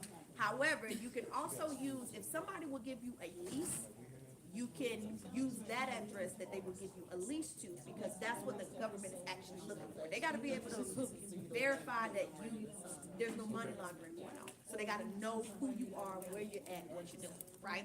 If not, you can do a registered agent. The registered agent will have an address, and then you can use that address to get your stuff. It just, yeah, you got options. I got it. Yeah. So I got a mailbox and a registration, so I should just get rid of the mailbox? I would, yes. There was a thing that went around, y'all, that told people you needed a UPS box to get business credit. That wasn't accurate. So all these people got all these virtual addresses thinking that was gonna help them get business credit, and it just didn't. It didn't. I got my registration, but I just need to get. Well, you gotta pause because you're going through SAM right now, so you gotta get through that process Okay, so first. once I get through SAM. Once you get through the process, you can do whatever you want. Yep. Unless it's like that. So should I have used the registered agent address instead of the mailbox? It depends on if they would have let you through. Because Which- my IRS letter had the mailbox, not the registered agent. Which one did you put on the application? The SAM registration, I'm sorry. The mailbox. Let's see if they let you through. And then if they do, don't, you get rid of whatever you need to, you just gotta update it. I got it. What you said? Like in your thing, you have like the people that follow you, but then you have like the mentee side or whatever. Is there a selection process or how do you? So I just started back mentoring 3 weeks ago, y'all. It is a 9-month program. It's $47 a month. It is self-paced, the core stuff, and then we get on Zoom every other week and go through issues like y'all have. So I told Donnell I'm gonna send it out to him so he can send it to everybody in his class. Yes, sir. You take Groupon? Is there a couple discount? Is there a couple discount? Oh my. Yeah, service discount. What is that? Oh, get one login and use it together. Hey. I got a question, and seriously, so I'm currently working, I have a real job. Okay. And so we're starting this, but I don't want to know that I'm doing this, Yeah, right? yeah. But I'm using past performances from the job that I'm in now. Yeah. And so, not some of it, Yeah. some of it is my military background, like plus, but I was retired for 4 years now. Yeah. So, but how do I, as far as POC, how would you navigate? Because I don't want them following like, Yeah. yeah, well, Tony Thompson did this project Yeah, and you now my can't. business, I can't do Yeah, that. you don't do that. You don't have to use it. You say You're you gonna either have to use somebody that you trust on the job. Like my girlfriends, they all used to work for the government. I still use them as point of contact with their Gmail account, because they free to the government, so they were my point of contact. Does it have to be like a VP, are they, when it's, because I was like, do I have? You in the group? Do they have to, like, what kind of questions do they ask? It depends, so they don't necessarily talk to them. My last one that I did, they just shot all of the emails. And they had 3 questions on the email. Did you hire her? Did you renew her contract? Did she do a good job? I just get it from the email. So I could've put anybody down, and I knew it was gonna be that easy. So what if it is, my passport is a job, it's not a contract, like you were saying before, it's So still the remember, same? they ask you on the contracts, they ask you to put TOC. Yeah. So you giving them a name, you giving them a phone number, you giving them an email. But they're gonna take the email, some of them take the email route, because they got to talk to somebody. Yeah. So they shot everybody an email at the exact same time. To me. Now, one of my ladies did tell me, be careful with the government, because they can see when you're forwarding stuff to people. So she screenshot it and sent it to me, because she's like, you know they can see this. I'm like, no, I didn't, because I said forward it to me. Yeah. She was like, they can see that. I was like, So would they ask the person that I worked with, hey, how's the contract, would you contract with her again, would they have to I go back can't and tell say? you what they're gonna ask them. So you just gotta have good POCs, yes. Like when people use me, I be lying like a mother, oh, they were great. What year you said they worked with me? Yeah, that's the year they worked with me, cause I don't know. I be just Okay, helping my people. and that's a good idea, I like you said that, trustworthy people. Yeah, I trustworthy have people some- that's gonna come through for you. Like Donnell, I wasn't afraid to put Donnell down. Yeah. I wasn't afraid, that was easy. All right, what time is it? Be very afraid. 7:57. So next week, week, what we are going to do is some hands-on work. You got a laptop, if you got anything to actually do some work, okay? We're gonna actually source a contract for you, all right? And then we're gonna go through respond. I'm gonna teach y'all how I cheat the response, okay? So, and if you find a contract prior to our class, email me the contract, because I will do like I did for them and get you a response, so you have something to work with. Don't do it the day of, because you ain't gonna get it. And if you do it the day before, you taking a risk. Yeah, you taking a risk. Might be ready, might not. But, yeah, and that way y'all leave out of this training with something to work with. In case they don't take advantage, I'll send you another. Yeah, send me another one, that's right. Our last week, y'all. So, How many can we send you? one. Thank you for asking. And I can tell you, like, doing, following the stuff and doing it and being intentional Yeah. about it. Yeah. It went from like spending a lot of time trying to find it to where like we're being so intentional and working with partners and stuff that now people be like, hey, they bring it. And that's how it's easy, when they bringing it to you. Yeah, we can. By the time they brought to us, we had Right. we had the contract written in like 2 days, right? Yeah. We had it written in 2 days. So. Wasn't good, but it was written. Right, you have something to start with, that's all that matters, that's all that matters. All right, I'll see y'all next week. Thank you. Thank you, Coach. Don't be good. What's the point of doing the, thing on the seventh? Yes, something, yes, yes. Oh, You better hurry up. Yes, But the please. tickets be sold out.